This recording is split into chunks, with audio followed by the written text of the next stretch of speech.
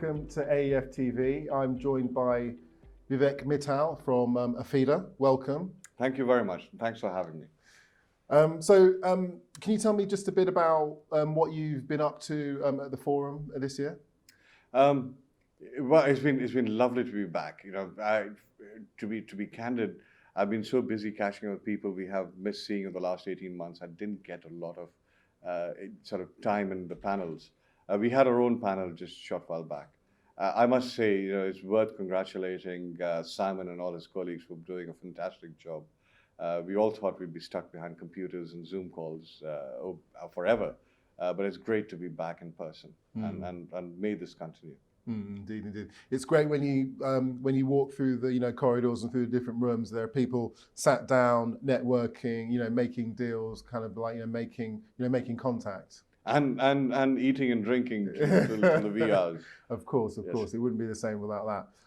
And so specifically, talk to me about the work that your organisation does, AfiDA. What does it stand for, and what's it involved with? So we're a non-profit, and AfiDA stands for Africa Infrastructure Development Association.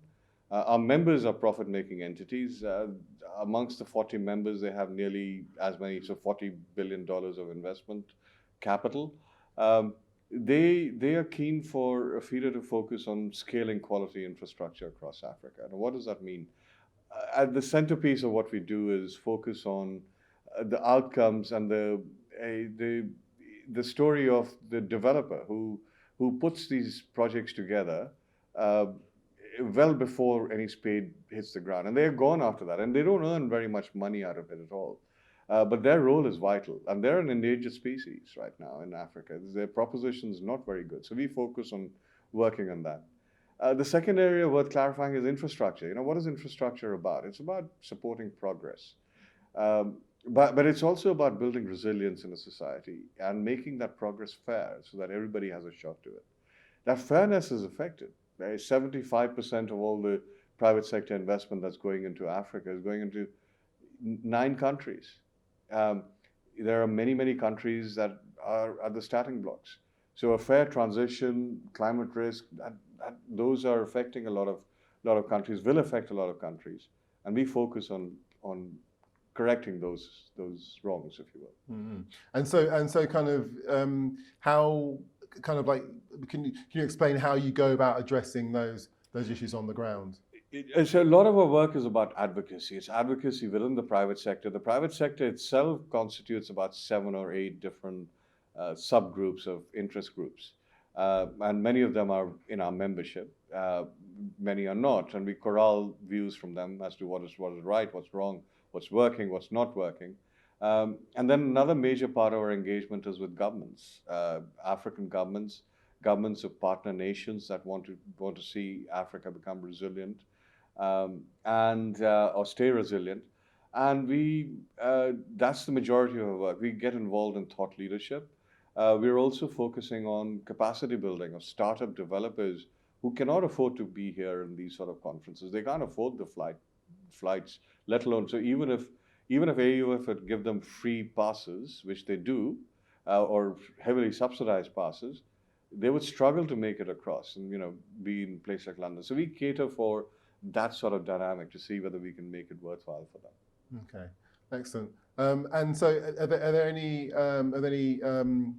specific case studies that you'd like to kind of talk about that you've been involved with recently, or even any that you are kind of set to kind of like start with? There's lots of success. I mean, in the pandemic, many of our investors have continued to raise capital. Climate Fund Managers, which is a large supporter of ours, they've just raised $675 million, just closed it last week. Actis have raised a $5 billion fund, of which about 20% will go into Africa. There are others in the middle of fundraising. So there is interest, there's money that's coming in. It's also being deployed, deals are being closed. But as I said, it's not fairly distributed. And we conduct an annual survey. So the motive of coming here to AEF was to be able to share the results of that. We've just had a fantastic boardroom discussion. We had well over 30, I think I counted, so I stopped there, but there were more than 30 people decision makers from different stakeholders, and quite a few points to take away from it. Excellent. I mean, there's a degree of complexity, isn't there?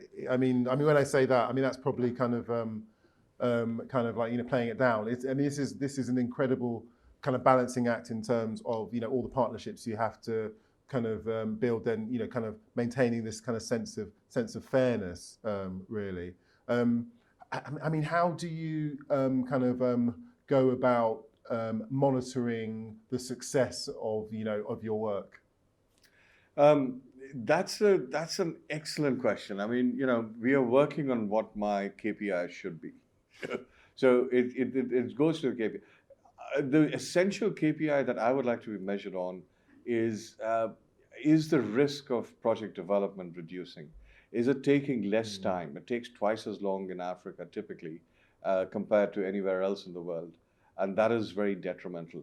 There's no surety that once you spend time and money over 8 to 10 years, you'll still have a project at the end of that.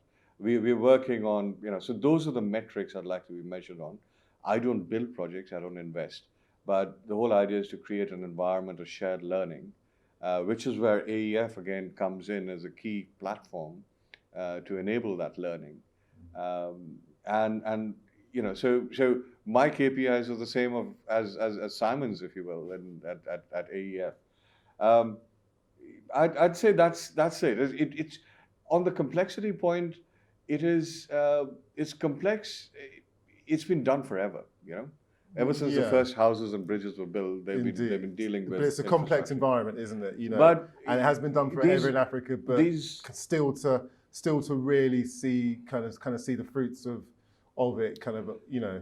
Well, a typical project has a perpetual life. A bridge, a toll road, a hospital, a stadium, an energy project has a perpetual life. But economically, about 30 years is relevant. 30 years is a long time for us, right? You and I will have gone on to other better things if you're, and we have to make sure that the project survives and serves its purpose right all the way through. Of course, yeah. So that's what makes it interesting, but also complex. Indeed. Well, Vivek, thank you very much for spending time with us, and enjoy the rest of the conference. Thank you very much, and thank you for having me. All the very best to you. Thank you.